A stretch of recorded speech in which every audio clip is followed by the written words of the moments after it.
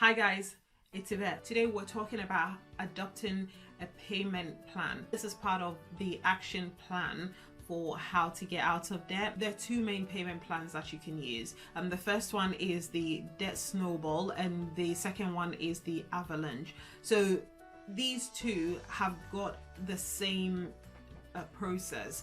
The only difference is how they advise you select the debt that you pay. So this is how they both work. For both of them, you are going to take one debt and you're going to focus on paying extra on that debt whilst you maintain a minimum payment for all your other debts. After you pay off the debt that you're focusing on, you then roll over the amounts that you were paying to your next debt. So now let's talk about how the two advise you to select the debt that you prioritize at a time, because that's where the difference come in. Everything else is the same. So for your debt Snowball, it looks at selecting the smallest amount that you owe and focusing on that first. So let's say that you got three debts. You got a credit card for about £600, you've got a car loan for about £5,000, and then you've got maybe a personal loan for £7,000. Under the debt Snowball, you go with a credit card for £600 because it's your smallest debt.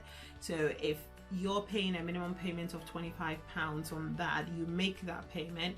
If you're paying a minimum payment of, let's say, £100 on your car loan, you still continue with that.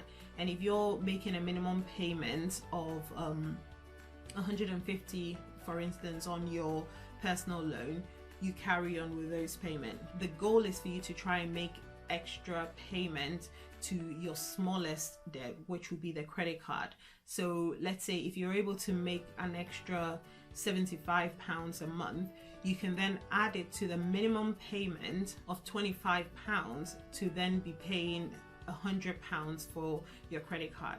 Paying it that way, you can finish paying off your credit card in about 6 months, because you're paying £100 a month instead of the £25 minimum payment.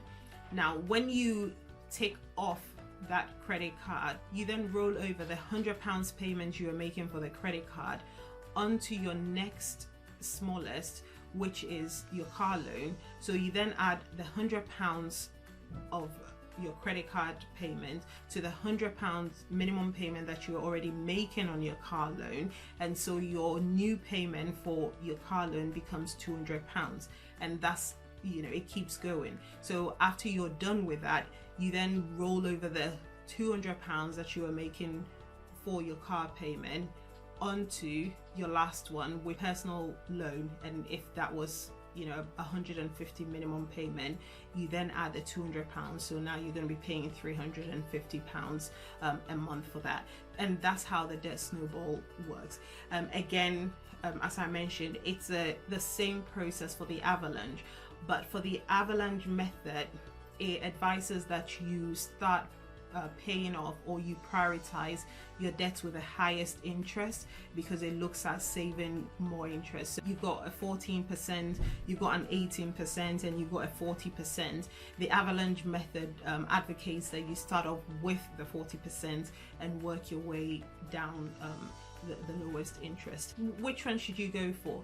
If you're starting out, Snowball method is a great one for you because it gives you quick wins, especially if you've got smaller debts and your interest rates are probably in the same range. You will have really quick wins when it comes to Snowball, and it's a really good motivator in that way, because you see the results happening quick. Whereas with the Avalanche, depending on how big the debts are, it might be a bit slower to see the results. However, if you're a numbers person and interest rates and how much you pay in interest absolutely winds you up, it might be the one that you might want to look at. Make a list of your debt, consider your monthly payments, your interest payment, look at your financial situation, and have a think about how you want to approach it. We have got a debt payment plan template on our website. You can download it and just do a little bit of work, put in all your debts in the various methods that I advise, and just get that broad picture and see what works for you. And it's absolutely fine to start one way and think that, okay, you know what, let me switch over.